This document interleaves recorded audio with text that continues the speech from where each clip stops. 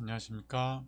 오늘은 요한복음 4장 5절로 9절 말씀과 대소망 19장 야곱의 우물가에서 말씀을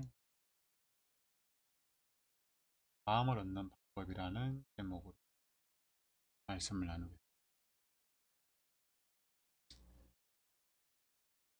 요한복음 4장 5절입니다. 사마리아 있는 수가라 하는 동네에 이르시니 야곱이 그 아들 요셉에게 준 땅이 가깝고 거기 또 야곱의 우물이 있더라. 예수께서 길 가시다가 피곤하여 우물 곁에 그대로 앉으시니 때가 6시쯤 되었더라. 사마리아 여자 한 사람이 물을 기르러 왔음에 예수께서 물을 좀 달라 하시니 이는 제자들이 먹을 것을 사러 그 동네에 들어갔음이러라. 사마리아 여자가 이르되 당신은 유대인으로서 어찌하여 사마리아 여자인 나에게 물을 달라 하나이까 하니 이는 유대인이 사마리아인과 상종하지 아니하니라. 우리가 사람들과 좋은 관계를 맺기 위해서는 그 사람의 마음을 얻어야 합니다. 즉, 그 사람이 나를 마음에 들어야 합니다.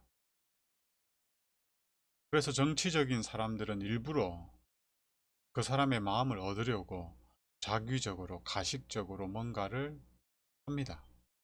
상대방의 마음을 얻기 위해서 가장 많이 사용하는 방법이 무엇일까요? 제가 나눔이를 유치원에 등원시키기 위해서 유치원 스틸버스를 기다리고 있었습니다. 그런데 갑자기 건너편에서 한 사람이 커피를 들고 급하게 도로를 가로질러 달려오는 겁니다. 그러더니 어떤 사람을 향해서 인사를 90도로 윽뻑하고 손에 든 커피를 두 손으로 이렇게 전해주더라고요.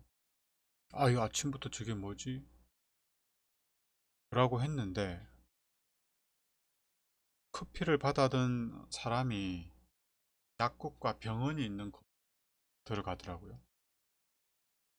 미루어 추정컨대 커피를 받은 사람은 의사 아니면 약사였을 테고 90도로 인사를 하며 커피를 전해준 사람은 아마도 제약회사에서 나온 분이 아닐까 생각이 들었습니다. 왜일까요? 네. 병원에서 약을 처방을 해줘야 약국에서 그 약을 판매하는 거죠. 그리고 아무리 처방이 있어도 약국에서 그 약을 판매하지 않으면 처방이 또 명지물이 되고, 그래서 이 병원과 약국에는 항상 제약회사 분들이 로비를 하기 위해서 자주 드나듭니다. 사람들은 이렇게 생업을 위해서 상대방의 마음을 얻고자 이른 아침부터 커피를 준비해서 자기를 낮추며 머리를 조아리고 인사를 하면서 열심히 살아갑니다. 그런데 진짜 사람들의 마음을 얻어야 하는 사람은 바로 예수님을 전해야 하는 저죠, 목사. 그리고 더 확대해서 말씀드리면 우리 모두가 될 수 있을 겁니다. 저는 사람들의 마음을 얻어서 그들을 예수님께로 인도해야 합니다. 그러기 위해서는 제 손에는 사람들의 필요를 채울 수 있는 뭔가가 들려 있어야 되고, 저는 저의 머리는 항상 조아리고 저희 자세는 항상 낮추면서 사람들의 마음을 얻고자 노력을 해야 되는데 그러지 못한 것 같아서 좀 죄송하네요. 목사만큼 사람의 마음을 얻어야 하는 사람도 없을 텐데 말이죠. 사람의 마음을 얻지 않고서 그들에게 예수님을 소개한다는 건 불가능한 일입니다. 사람의 마음을 얻어야만 우리는 예수님에게로 그들의 마음을 향하도록 할 수가 있습니다. 우리는 중간 역할을 하는 거죠. 저는 사람들과 예수님 사이의 중개인 역할을, 그래서 제가 사람들의 마음을 얻기 위해서 굉장히 겸손해야 되고 친절해야 되는데 최선을 좀 다해야겠죠. 여하튼 사람들은 상대방의 마음을 얻기 위해서 주로 베풀고 제공하고 채워주는 방법을 사용합니다. 예수님이 이제 한 여인을 구원하기 위해서 그 여인을 마음을 얻어야 했습니다. 주로 마음을 얻는 방법이 뭐라고요? 베풀고 제공하고 채워주는 것. 예수님도 이 여인의 마음을 얻어야 했고 이 마음문을 열어서 예수님을 영접하도록 해야만 했습니다. 그런데 이 여인은 사마리아인이었고, 그래서 유대인이었던 예수님에게 마음문을 열 가능성은 없었습니다. 반일 감정 비슷한 거죠. 반유대 감정을 가진 겁니다. 이제 예수님은 어떻게 이 여인의 마음의 문을 열도록 하실까요? 요한복음 4장 7절부터 26절 우물가에 나온 여인에 관한 전 본문이 사실은 그 여인의 마음 문을 열어서 예수님을 영접하게 하는 과정이기도 합니다. 앞으로 이 말씀들을 짧지만 하나씩 좀 살펴볼 텐데요. 오늘은 예수님이 유대인에 대한 선입견과 편견을 가진, 유대인을 싫어하는, 어쩌면 미워하는 그 사마리아 여인의 문을 열기 위해서 어떻게 첫 단추를 깨었는지를 좀 살펴보려고 합니다. 일방적으로 사람들의 마음의 문을 열기 위해서, 그들의 마음을 얻기 위해서 사용하는 방법이 뭐라고 했죠? 상대방에게 호감을 얻기 위해서 사용하는 방법은 거의 대부분 주는 겁니다. 선물을 주고, 반지를 주고, 또 결혼할 사람의 마음을 얻기 위해서 그러는 거 아닙니까? 반지를 줄 때 동으로 만든 반지, 은으로 만든 반지 안 주죠. 금반지, 다이아몬드 반지 이런 걸로 청혼을 하잖아요. 그 다음에 촌지를 주고 뇌물을 줍니다. 이렇게 줌으로 상대방의 마음을 얻고자 하죠. 근데 그 상대방의 마음을 얻고자 하는 목적이 뭡니까? 다 자신의 유익을 위해서입니다. 자기 자녀의 유익을 위해서. 상대방의 마음을 얻어서 자기가 원하는 것을 얻어내려고 하는 목적이 있는 거죠. 그런데 예수님을 위해서 상대방의 마음을 얻고자 하지 않으셨습니다. 상대방을 위해서 상대방의 마음을 얻고자 하셨죠. 예수님이 병자를 고쳐주셨고 귀신을 내쫓아 주셨고 위로와 격려와 용기를 북돋아 주셨는데, 이렇게 주신 것은 예수님 자신을 위해서가 아니라 그들을 구원하기 위해서였습니다. 이번에도 마찬가지입니다. 사마리아 여인을 위해서 사마리아 여인의 마음을 여셔야만 했습니다. 그런데 이번에는 지금까지 예수님이 사용하신 방법과 좀 달랐습니다. 지금까지 마음을 얻기 위해서 그들의 필요를 채워주셨던 예수님이 이번에는 당신의 필요를 채워달라고 부탁을 하십니다. 당신의 목마름을 채우기 위해 오히려 사마리아 여인에게 호의를 구하게 됩니다. 본문은 물 좀 달라 되어 있지만 명령하신 게 아니죠. 부탁을 한 겁니다. 그것도 평소에 예수님에게 호감이 있던 사람에게 도움을 요청한 게 아니라 유대인을 싫어하는 사마리아인에게 도움을 요청한 겁니다. 물을 달라고 하신 예수님의 부탁을 들은 사마리아 여인의 반응이 어땠습니까? 중동 지역 사람들은 여행객이나 나그네를 대접하는 것을 가치 있게 여겼어요. 신성하게 여겼습니다. 그래서 일부러 문 앞이나 길가에 나가서 호의를 베풀 기회를 얻고자 했습니다. 아브라함과 롯도 그랬죠. 자신들은 나그네를 대접한다고 친절을 베풀었는데 알고 보니 뭐였습니까? 천사였습니다. 그런데 유대인과 사마리아인들은 절대 서로에게 도움을 구하지도 않고 도움을 주지도 않습니다. 그런데 유대인 남자였던 예수님이 사마리아 여인에게 도움을 요청한 것입니다. 우리도 사이가 안 좋을 때는 부든 친구든 사이가 안 좋을 때는 상대방에게 도움을 요청할 일이 있어도 부탁을 하지 않습니다. 왜요? 자존심 상하거든요. 부탁한다는 건 뭐죠? 사이가 좋지 않은데 상대방에게 뭔가를 부탁하거나 도움을 구한다는 것은 자신을 낮추는 것입니다. 인정하고 싶지는 않겠지만 상대방이 나에게 그래도 가치 있는 존재라고 공표하는 것이죠. 그래서 우리는 사이가 안 좋을 때는 상대방에게 호의를 구하지 않습니다. 시대 소망에서는 예수님이 사마리아 여인에게 물을 달라고 요청하신 것을 다음과 같이 설명하고 있습니다. 유대인과 사마리아인들 사이의 증오심은 그 여자로 하여금 예수님에게 친절한 행위를 하지 못하도록 하였다.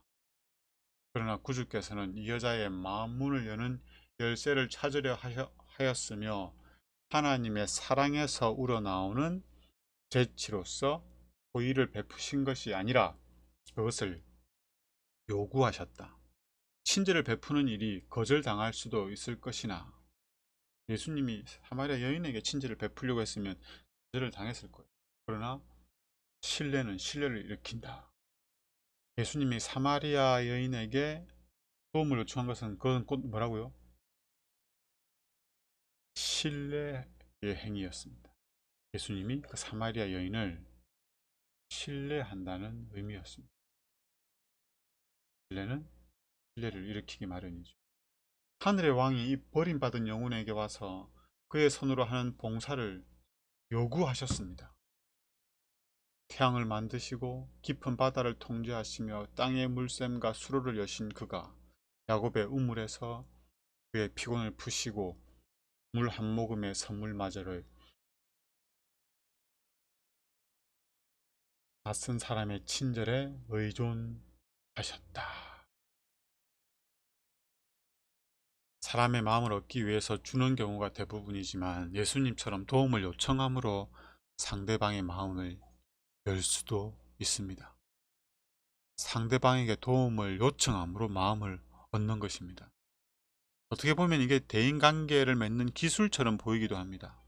하지만 상대방이 나에게 부정적인 태도를 갖고 있을 때, 상대방이 나에게 좋지 않은 마음을 갖고 있을 때, 그때는 상대방에게 호의를 구하는 것이 기술적으로 가능한 게 아닙니다. 이건 상대방에 대한 사랑이 있어야만 가능한 겁니다. 우리가 누군가와 다투어서 마음이 상해 있는데 그때 상대방에게 머리를 조아리면서 도움을 요청하는 일은 상대방에 대한 사랑이 있지 않으면 불가능합니다.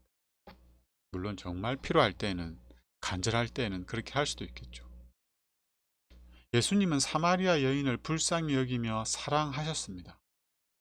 그래서 사마리아 여인에게 도움을 청할 수가 있으셨습니다. 그게 아니라면 제자들이 올 때까지 기다렸다가 물을 먹든지 과일을 먹든지 그렇게 하면서 목을 축일 수 있으셨을 겁니다.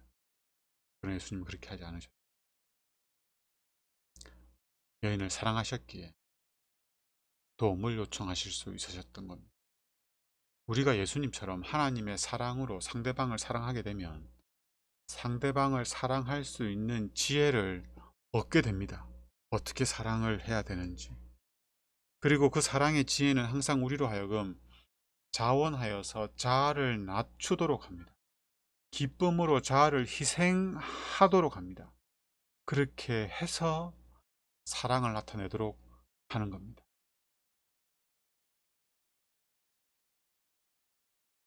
우리가 이렇게 하나님의 사랑으로 사랑을 하면 그 하나님의 사랑은 우리로 하여금 사랑할 수 있는 지혜를 주게 되고, 우리는 그 지혜로 말미암아 자아를 낮추고 희생하는 사랑을 하게 되는 겁니다. 그래야 우리는 우리의 말과 행동으로 하나님이 사랑이라는 사실을 나타내 보이게 됩니다. 우리에게 그 사랑을 받은 상대방은 그 하나님의 사랑에 마음 문을 열게 되는 거죠. 사마리아 여인처럼 말이죠. 시대소망 184쪽입니다. 그 여자는 예수가 유대인인 것을 알았다. 그래서 물을 주지 않으려고 했죠. 그런데 그 여자는 놀랐습니다. 예수의 요구 때문에 말이죠. 그래서 예수님이 요구를 잊어버리고 물을 줘야 된다는 걸 잊어버리고, 왜 나한테 물을 달라고 하셨을까? 이게 너무 궁금한 거예요. 이게 있을 수가 없는 일이거든요. 절대로 있을 수가 없는 일이거든요. 그래서 예수님이 묻죠. 당신은 유대인인데 어찌 나 같은 사마리아인 여자에게 물을 달라고 하셨습니까? 이렇게 해서 영원히 목마르지 않는 샘물을 갈구하던 여인과 영원히 목마르지 않는 생수를 주실 수 있는 예수님의 대화가 시작하게 됩니다. 사랑하면 마음을 얻는 방법을 알게 됩니다. 마음을 얻는 가장 완벽한 방법이 뭘까요? 마음을 얻는 가장 완벽한 방법은 사랑하는 겁니다. 사랑 없이 마음의 문을 열고자 하는 것은 너무 인위적이고 자기적이고 일시적인 것입니다. 우리가 누군가의 문을 열어야 한다면 우리로 하여금 사랑할 수 있게 해달라고 기도하셔야 됩니다.